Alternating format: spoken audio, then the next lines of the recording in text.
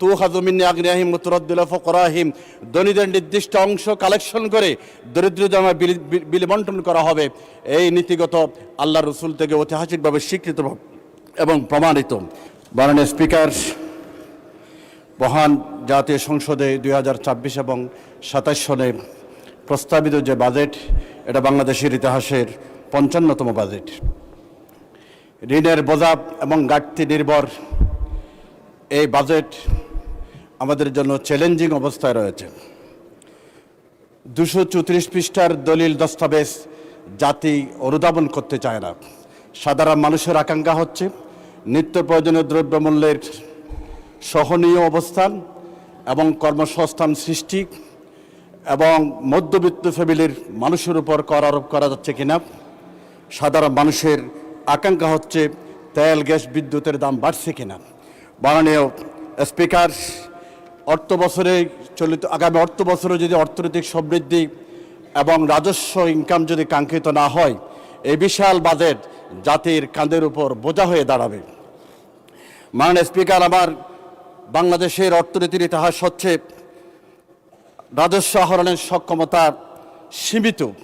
আমার প্রস্তাবনা হচ্ছে পৃথিবীর সর্বনিম্ন আমাদের রাজস্ব কালেকশন হয় 6.8%। আমার পরামর্শ হচ্ছে এনবিআরকে কাঠামো পরিবর্তন করা দরকার, দুর্নীতিমুক্ত করা দরকার, কর ফাঁকি এবং কর অব্যাহতি দেওয়ার যে সংস্কৃতি আছে এটা থেকে দূরে থাকা দরকার, এবং দুর্বল নিরীক্ষা ব্যবস্থা থেকে সরে আসা দরকার। সীমিত করদাতার উপর বৃদ্ধি করে করদাতার সংখ্যা বাড়ানো দরকার। মাননীয় স্পিকার, বাংলাদেশের ইসলামপ্রিয় জনগোষ্ঠীর এই বিশাল আবাসভূমিতে দারিদ্র্য বিমোচনের জন্য একটি প্রকল্প যা ঐতিহাসিকভাবে স্বীকৃত এবং প্রমাণিত, সেটা হচ্ছে জাকাত ভিত্তিক অর্থ ব্যবস্থা। রাসূল পাক সাল্লাল্লাহু আলাইহি ওয়াসাল্লাম যখন ইয়েমেনের মধ্যে মুআজ বিন জাবলকে প্রশাসক হিসেবে নিয়োগ করেছিলেন, তখন তিনি কয়েকটি মৌলিক নীতিমালার মধ্যে অর্থনৈতিক ব্যবস্থাপনার জন্য আল্লাহ রসুল বলেছেন, তুখাযু মিন আগনিয়াহিম ওয়া তুরাদ্দু ইলা ফুকারাহিম, ধনীদের নির্দিষ্ট অংশ কালেকশন করে দরিদ্রদের বিলি বন্টন করা হবে। এই নীতিগত আল্লাহ রসুল থেকে ঐতিহাসিকভাবে স্বীকৃত এবং প্রমাণিত। মাননীয় স্পিকার, বাংলাদেশের ব্যাংকিং অবস্থার দিকে খেয়াল করলে আস্থার সংকট দেখা যায়। একটা ব্যাংক চলে আস্থা দিয়ে, কিন্তু আস্থাহীনতা আজকে দৃশ্যমান। এজন্য আর্থিক স্থিতিশীলতা যদি না থাকে, আমানত প্রবাহ যদি না থাকে, ব্যাংকের মেরুদণ্ড ভেঙে যাবে, বেসরকারি ঋণ আমাদের উপর প্রভাবিত হয়ে যাবে। অন্যদিকে আজকে সঞ্চয়পত্র যেখানে করের সাপোর্ট পাওয়া যায়, সেখানে ইসলামপ্রিয় জনগোষ্ঠীর জন্য সুদমুক্ত একটি সঞ্চয়পত্রের উইন্ডো চালু করার জন্য আমি অনুরোধ করছি। মাননীয় স্পিকার, রেলপথ বিষয়ে আমার সংক্ষিপ্ত প্রস্তাবনা এবং দাবি হচ্ছে, 2019 সাল থেকে বাংলাদেশে কোনো রেল আমদানি হয় নাই, ইঞ্জিন আমদানি হয় নাই, পুরাতন ইঞ্জিন মেনটেন্যান্সের আওতা আসে নাই। চট্টগ্রাম থেকে বিভিন্ন ডিস্ট্রিক্টে যেখানে মাসে 3000 কন্টেনার ক্যারিং করা হয়, আজকে 1200 নেমে এসেছে। আমার অনুরোধ হচ্ছে রেলপথ বিষয়ে একটু গুরুত্ব দেওয়া দরকার। মাননীয় স্পিকার, স্বাস্থ্য মন্ত্রণালয় বিষয়ে আবার সংক্ষিপ্ত দাবি হচ্ছে, বাংলাদেশের বিশ্ব স্বাস্থ্য সংস্থার বর্ণনা মতে বাংলাদেশে 1.5 লাখ থেকে 2 লাখ এক বছরে ক্যান্সার আক্রান্ত হয়। এই বিশাল বাজেটের মধ্যে একটা পয়েন্টে যদি ফুল আনসার করতে না পারি, আমার উদ্দেশ্য হচ্ছে এই ক্যান্সার রোগীরা, অধিকাংশ ক্যান্সার রোগী দেরিতে শনাক্ত হয়। উপজেলা লেভেলে, জেলা লেভেলে স্ক্রিনিং মেশিন না থাকাতে, আগামী শনাক্তকরণ মেশিন না থাকাতে গোটা বাংলাদেশ এই বিষয়ে সমস্যায় বিপাকে পড়ছে। জরিপ মতে একটা ফ্যামিলি থেকে 5 থেকে 20 লাখ টাকা পারিবারিকভাবে আউট অফ পকেট হিসেবে এটা খরচ হয়ে যায়।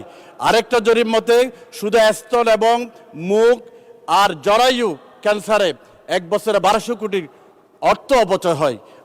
আমার পরামর্শ হচ্ছে, মাননীয় স্বাস্থ্যমন্ত্রীর প্রতি আমার অনুরোধ হচ্ছে, এই ক্যান্সার রোগের জন্য 5,000 কোটি টাকার একটি তহবিল গঠন করা হোক। অগ্রিম শনাক্তকরণের জন্য প্রতিটি উপজেলায় বাধ্যতামূলক স্ক্রিনিং মেশিন দেওয়া হোক। এতে করে 50 থেকে 70% রোগী আল্লাহর রহমতের ভরসা করে নিরাময়যোগ্য হবে। মাননীয় স্পিকার, আমার দ্বিতীয় বিষয় হচ্ছে শিক্ষার বিষয়ে। শিক্ষার বিশাল বাজেটের আমরা অনুপাত দেখলেও বাংলাদেশের ইবতেদায়ী মাদ্রাসা, যেটাকে আমরা 20 তলা বলি, প্রাইমারি স্কুল যেমন স্নাতক এবং ডিগ্রি প্রতিষ্ঠানের জন্য 20 তলা হিসেবে ব্যবহৃত হয়, ইবতেদায়ী মাদ্রাসা দীর্ঘদিন ধরে অবহেলিত। ধন্যবাদ।